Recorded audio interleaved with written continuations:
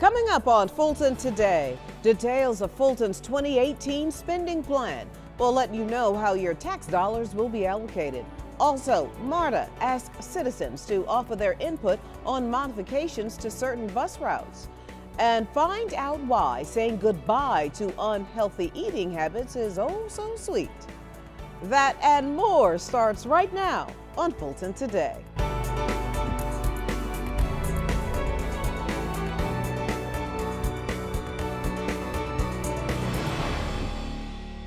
Welcome to Fulton Today, everybody. I'm Shania Chavis Rucker. News to share with you about Fulton's 2018 budget.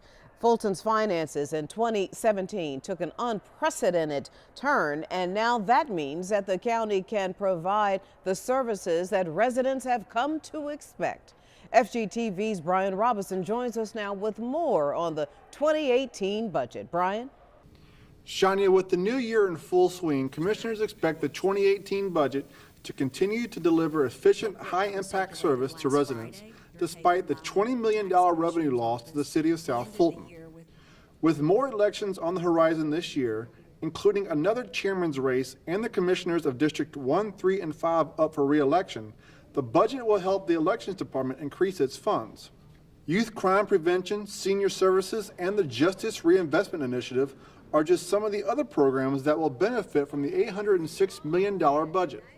We had a total expenditure budget of $662 million. At the point in time that we proposed the 2018 budget, we projected that we would spend roughly $623 million of that $662.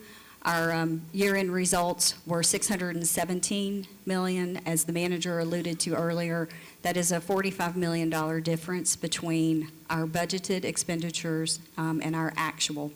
Residents have heard about and had their say on the budget through town hall meetings and the Teletown Hall, which allowed for public participation from the comforts of home. The board's January recess meeting is the last time the public speaks on the matter. Reporting for FGTV, I'm Brian Robinson. Thank you, Brian. Meanwhile, Fulton commissioners approve a fee increase for a service of the magistrate and state court. It's the process serving fees that have been modified because the previous fee schedule did not recover the actual cost incurred in the service process. The increase passed with no comments from the public or the board. And the motion to approve passes, 6 yeas, 0 nays. For service of process against defendants in civil actions in state court, the fee is now $50 instead of $25. And the cost for serving defendants in tenants holding over cases in both courts will rise from $25 to $35. And it will now cost $75 instead of $60 to apply and execute an eviction of holdover tenants. The fee increases are within the limits imposed by the Georgia General Assembly. Well, MARTA turns to the community for some important input. The Metropolitan Atlanta Rapid Transit Authority organized community meetings to discuss proposed bus service modifications for 25 of its routes. Representatives from MARTA were in attendance to discuss the proposed changes and answer questions. Some of the service modifications include routes 1, 3, 66, 82, and 180. MARTA regularly evaluates bus route performance, including scheduling, on-time performance, ridership, and safety.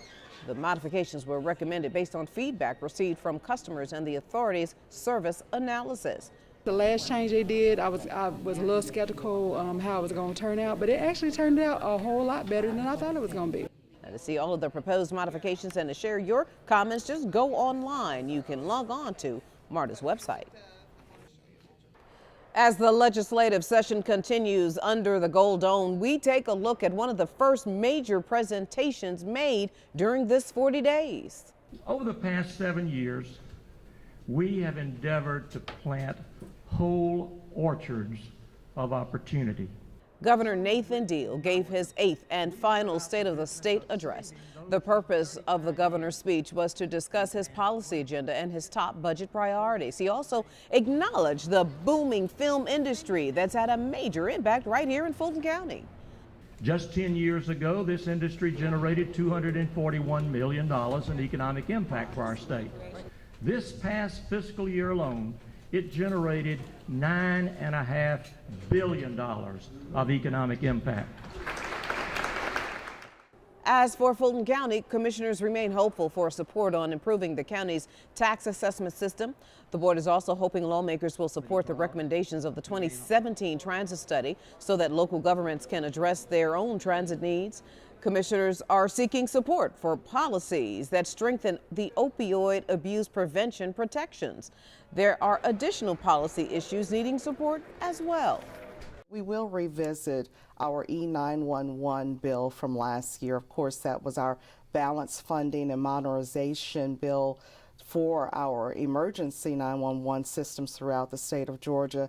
That bill did pass the legislature in 2017. However, it was also vetoed by the governor. Now that some additional tweaks to the bill have been made, we expect it to be reintroduced, and we expect passage of it, and hopefully we can all come to the 21st century for emergency systems in Georgia. Now be sure to stay tuned to FGTV for the latest from the 2018 Georgia legislative session.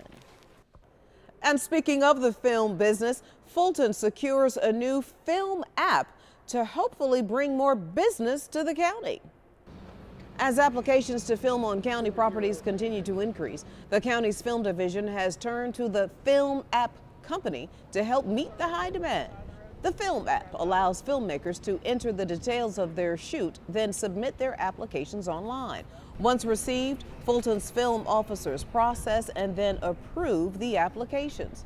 The Film App also allows police and other law enforcement authorities to view a filming calendar and receive important notifications. Well, the Film App in itself, it gives the producers or location managers the opportunity to lay out their locations that they're going to use, and it allows you to lay out the streets that you're going to block off or lanes you're going to block off, and it helps law enforcement and public safety in a way they can take a look at it and they can approve those layouts in terms of what lanes you can block. So in terms of public safety, that helps on that end as well.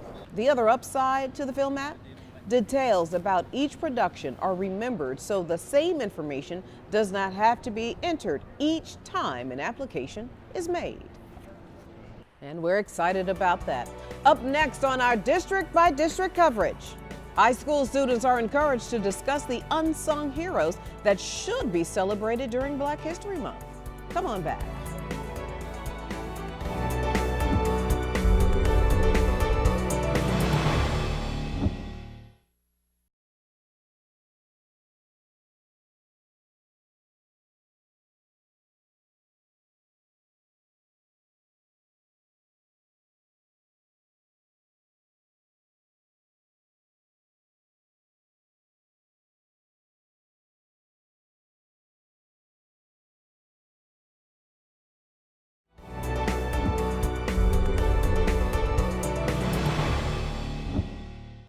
Fulton's new chairman gets down to business in his new role, and an annual film festival gives young writers a chance to win big prizes. Here's this week's District by District coverage. We begin with Chairman Rob Pitts in his first month of office. The at-large commissioner is keeping a full calendar as he tries to meet with county staff and stakeholders to address the first major issues on his plate. There was quite an uproar about property tax appraisals, so that system is going to have to be corrected and fixed fairly quickly. So that'll be job one. Number two will be transportation. Chairman Pitts is in the process of creating a new monthly television program to keep residents informed on all of his priorities and initiatives. He also wants residents to connect with him on his social platforms. His Twitter handle is @RobPitts and his Facebook handle is facebook.com/RobPitts. District 2 Commissioner Bob Ellis is once again named as the vice chairman.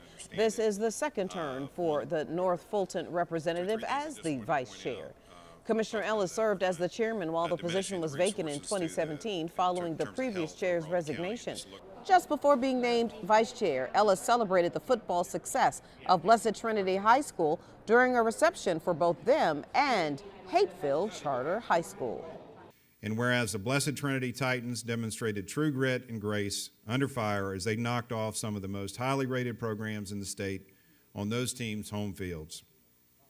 Now therefore be it resolved that the Board of Commissioners congratulates the Blessed Trinity Titans for their outstanding achievement as Class 4A state champions and does hereby proclaim Wednesday, January 10, 2018 as Blessed Trinity Football Appreciation Day in Fulton County, Georgia. The Vice Chair also presented Blessed Trinity players with their own proclamation and special day. Other Fulton commissioners also congratulated the team. The Blessed Trinity Titans are the Class 4A state football champions. District 5 Commissioner Marvin Arrington Jr. partners with the Atlanta Fulton Library System and the Urban Film Review for the 2018 Black History Film Festival. This year's event includes essay and film competitions with $1,000 prize giveaways.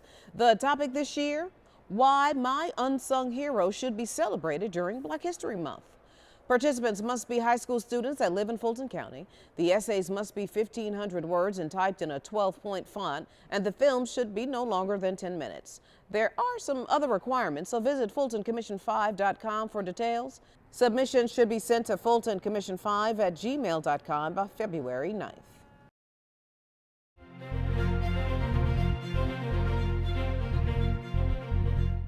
And still to come on Fulton Today, teens can now use their phones to text about the opioid crisis. We'll explain when we come back.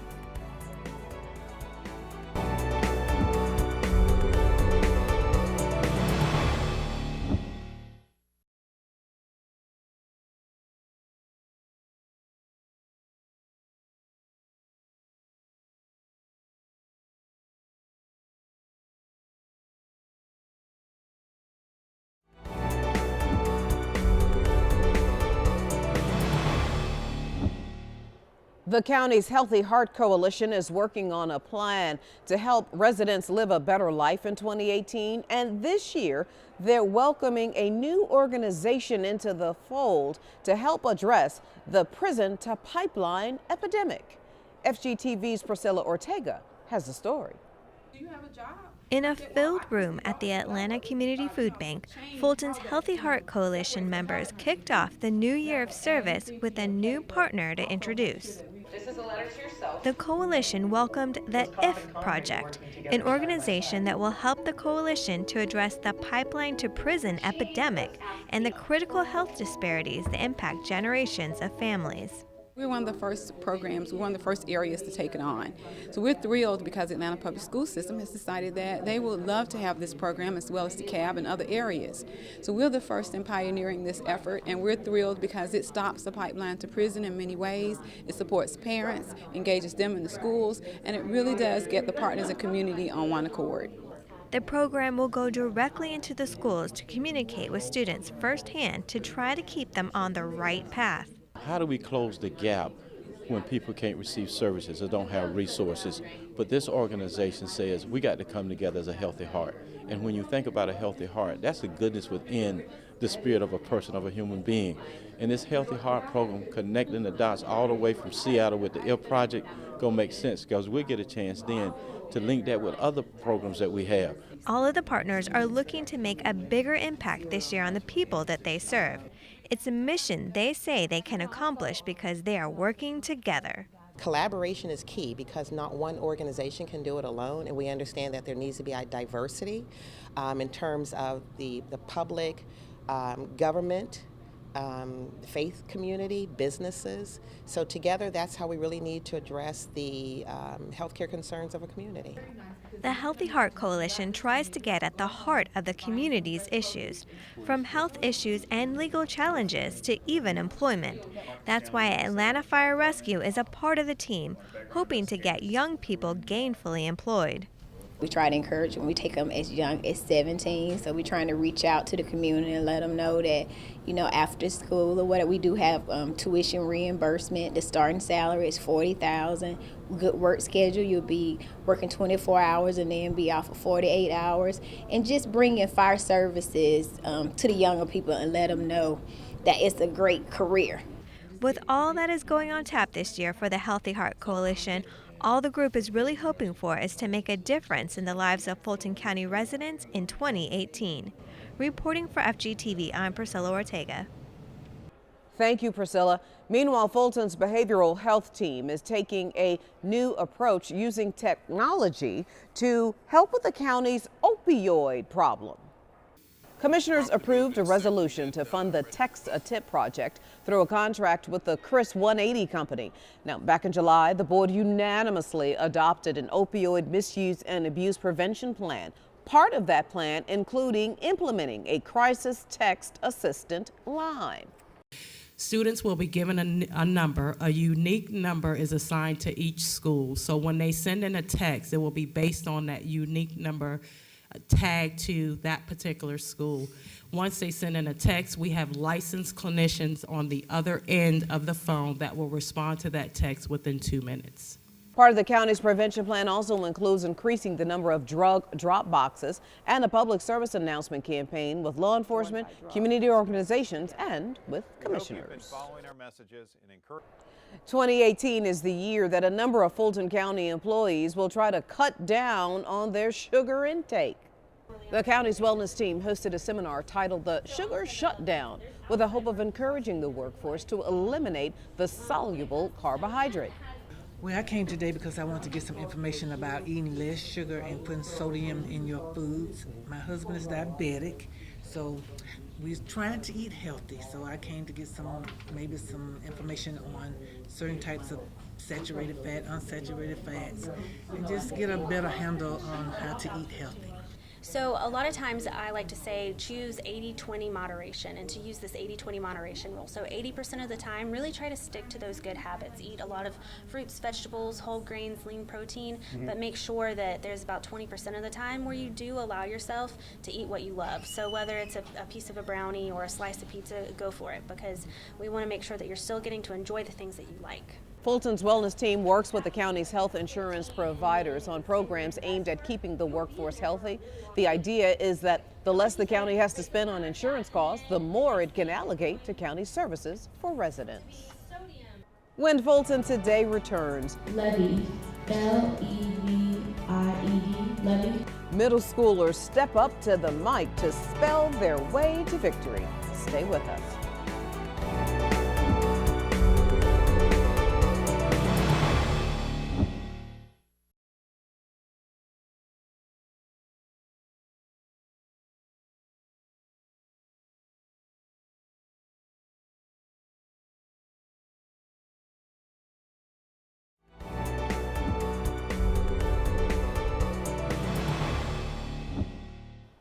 Well, this new year, what better time than to get some young people excited about starting to read?